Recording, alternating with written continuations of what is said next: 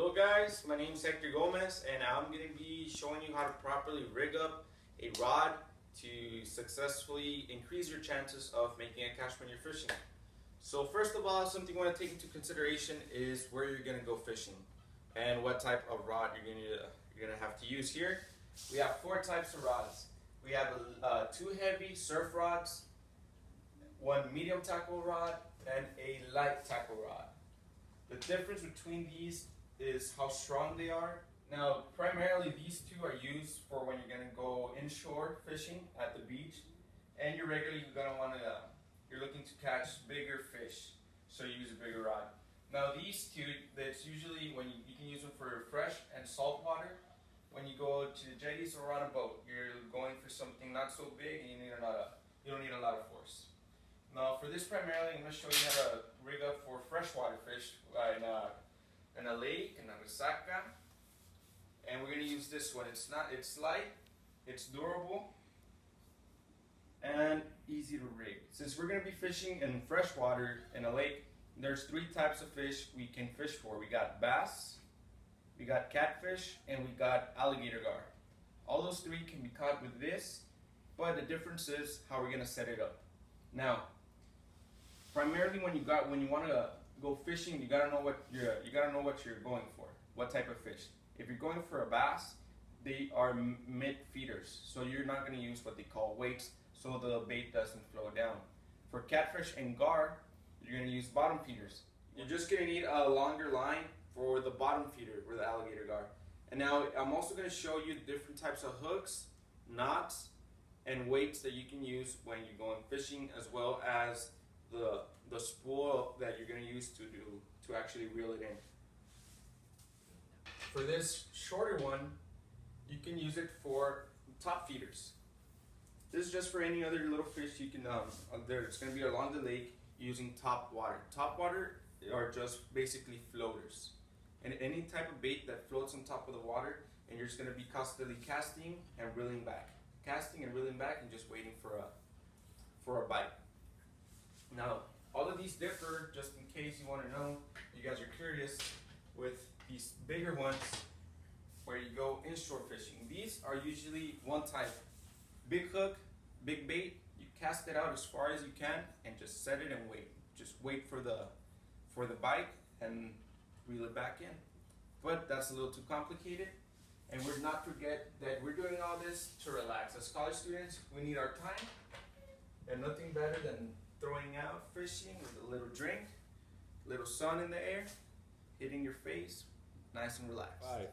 Okay, now I'm going to show you how to install these reels onto the actual rod. Here we have three different types of reels. We have these two pens, a 3000 and a 2500, and a Shimano Stratic.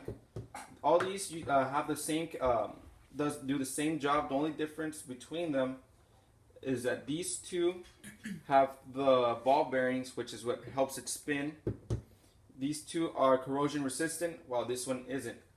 And the second difference is the amount of actual line they hold. So this one's a 3000. The spool, which is this part of the reel, holds more line. In difference with this one, with these, they hold less line.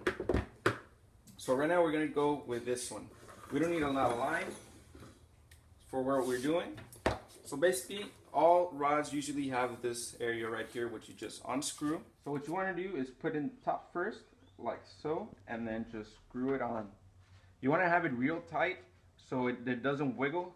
It'll just mess up with when you're actually reeling your fish in, and you don't want to have a failed attempt when you're reeling your fish. It just feels horrible. There we go. So now it's nice and locked and ready to go.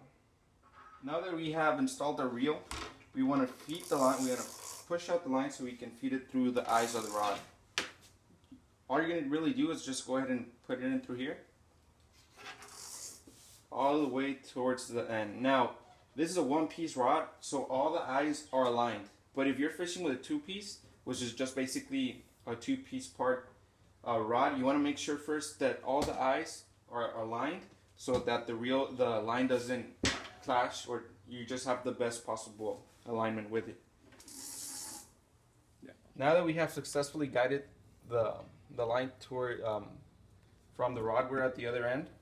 Then we have this leader. We usually use these leaders attached to a size 2 hook and a swivel to take the shock away from the actual test line. This will help you reel in your fish easier since this will be taking all the shock.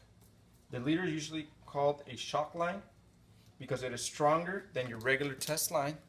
And I'm going to show you how to hook it through this swivel right here using a clinch knot. A clinch knot is the basic knot that every fisherman should know. It is very easy and at the same time very strong. Basically what you want to do is just string it through the swivel right here, and this swivel is also very important. It gives the line a lot of movement so it doesn't snap. So what you're going to do, you're going to put it through there.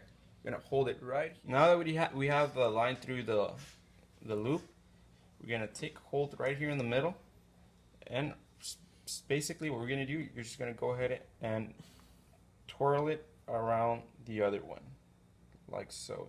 It can be kind of tricky, so what I do, just hold it with the other finger like that. Use the other finger to assist us like that. The more turns you do, the stronger the actual knot will be. After you've done a few, you're gonna take your tag end and put it through that whole loop right there. You're gonna push it through. There we go. So now you created that. To get the better resistance, you want to lubricate a little bit so you can get a real tight squeeze. There we go. And it attaches better. There we go. So you just push right there. Like so. So you got a good hook like that. And then this tag end, all you're going to do is snap it off. There we go.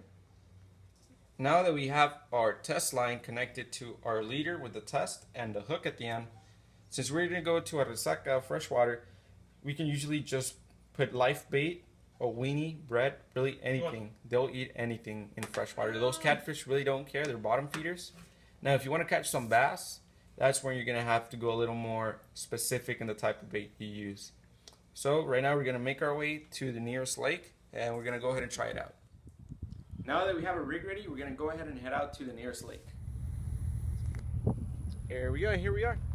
We have our rod ready. We have the bait ready, nothing fancy. So once you're ready, you're at your spot you want to be. All you have to really do is hold back the line, ready to reel, just cast away. Now all you really do is wait for that bite.